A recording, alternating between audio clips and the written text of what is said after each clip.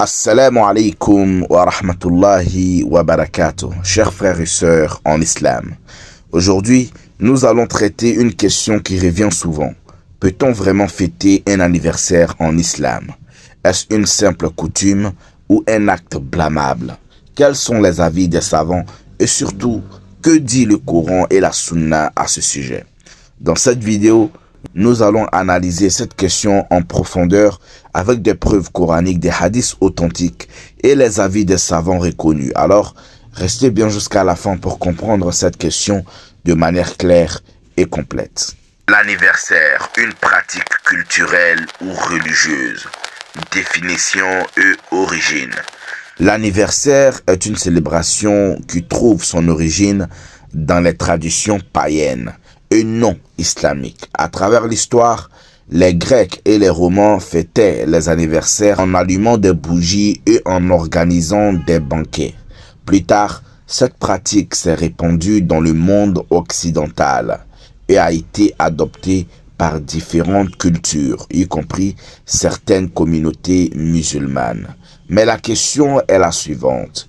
Est-ce une simple habitude culturelle ou est-ce une pratique qui contredit les principes de l'islam? Y a-t-il une preuve du Saint-Coran ou de la Sunna qui autorise les anniversaires? En islam, tout acte d'adoration ou toute célébration liée à la religion doit être fondée sur une preuve claire du Saint-Coran ou de la Sunna du prophète sallallahu alayhi wa sallam.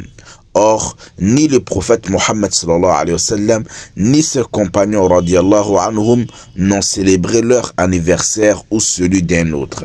Allah Azza wa Jalla nous dit dans le Saint-Coran, dans la sourate Al-Ma'ida verset 3, « Aujourd'hui, j'ai parachevé pour vous votre religion et accompli sur vous mon bienfait et j'agrée l'islam comme religion pour vous. » Ce verset montre que l'islam est une religion complète et parfaite.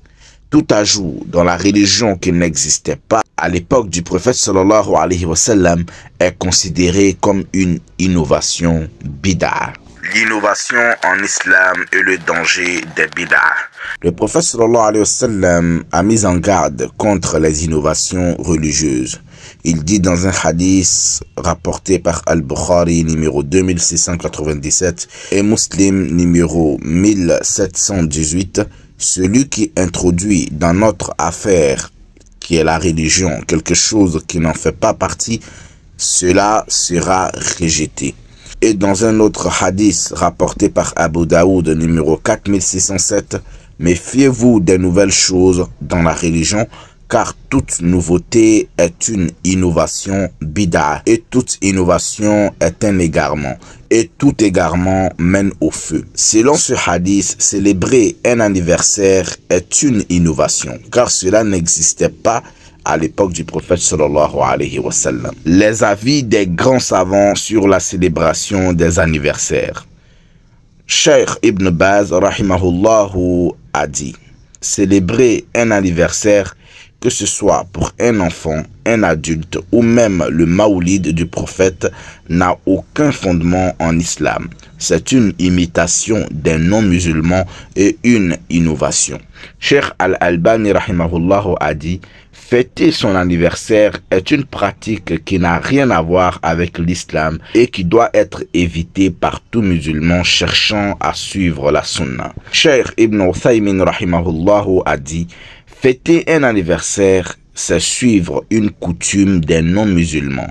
Si une chose vient d'eux et n'a aucun lien avec la religion, nous devons l'éviter. Tous ces savants s'accordent sur le fait que la célébration des anniversaires est une innovation et une imitation des non-musulmans. L'imitation des non-musulmans. Tashabbuh bil kuffar. Pourquoi les musulmans ne doivent pas imiter les pratiques des non-musulmans? Le prophète sallallahu alayhi wa sallam nous dit dans un hadith rapporté par Abu Daoud, numéro 4031, authentifié par Cheikh Al-Albani, celui qui imite un peuple en fait partie. L'islam a ses propres célébrations, l'Eid al-Fitr et l'Eid al-Adha. Ces fêtes sont légiférées et récompensées par Allah, mais les anniversaires proviennent des traditions non musulmanes. En les adoptant, nous risquons d'altérer notre identité islamique et d'adopter des valeurs contraires à notre foi. Pourquoi certains musulmans fêtent-ils encore les anniversaires? Certains disent c'est juste un moment de joie et de partage. Alors nous répondons, il y a d'autres manières licites d'exprimer sa joie en islam, comme les aumônes, les prières ou les repas partagés en famille. D'autres disent, mais ce n'est pas une fête religieuse. Nous répondons, même si ce n'est pas considéré comme une fête religieuse, cela reste une imitation des non-musulmans et une pratique étrangère à l'islam. D'autres diront, mon intention est juste de faire plaisir à mon enfant. Nous répondons, en islam, l'intention seule ne suffit pas à rendre un acte permis s'il est en contradiction avec la sunna. À présent, comment remplacer l'anniversaire par une pratique bénéfique? Frères et sœurs, organisez une journée de gratitude. Remerciez Allah pour une année de vie en effectuant une prière supplémentaire, en jeûnant ou en lisant le Saint-Coran. Faire une sadaqa, aumône, pour remercier Allah de nous avoir donné la vie. Passer un moment en famille, dans le respect des valeurs islamiques bien sûr. Enseigner aux enfants les valeurs islamiques plutôt que d'imiter les coutumes occidentales. En conclusion, chers frères et sœurs, nous avons vu que célébrer un anniversaire n'a aucun fondement en islam, ni le prophète sallallahu alayhi wa sallam, ni ses compagnons ne l'ont pratiqué. C'est une innovation et une imitation des non-musulmans, ce qui est clairement déconseillé en islam. Si nous voulons plaire à Allah, nous devons suivre la voie du prophète sallallahu alayhi wa sallam et éviter ce qui n'a pas été légiféré.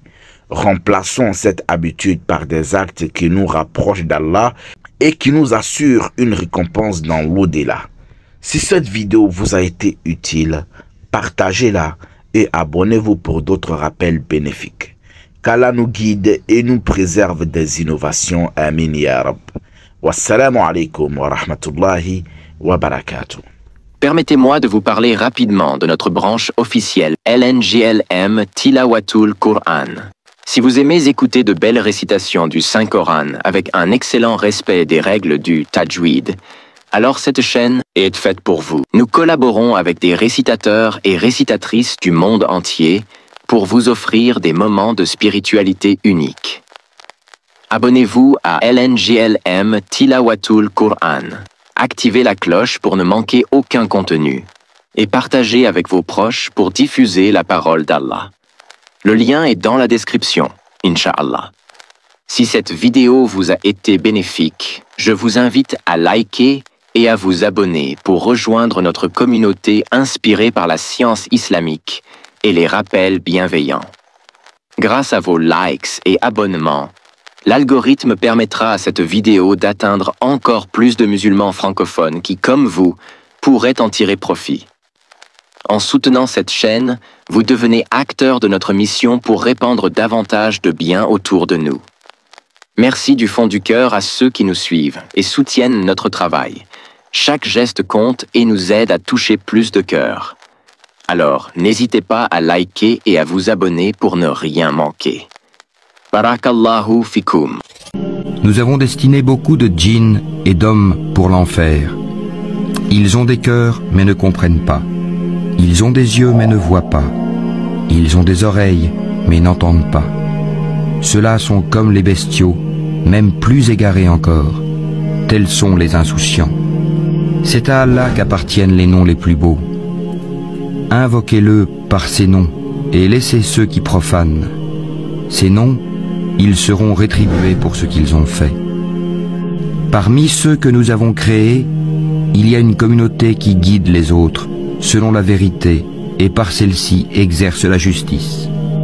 Ceux qui traitent de mensonges nos enseignements, nous allons les conduire graduellement vers leur perte par des voies qu'ils ignorent. Et je leur accorderai un délai, car mon stratagème est solide. Est-ce qu'ils n'ont pas réfléchi? Il n'y a point de folie en leurs compagnons, Mohammed. Il n'est qu'un avertisseur explicite. N'ont-ils pas médité sur les royaumes des cieux et de la terre et toutes choses qu'Allah a créées et que leur terme est peut-être déjà proche? En quelles paroles croiront-ils après cela?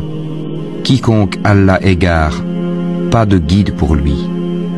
Et il les laisse dans leur transgression confus et hésitants.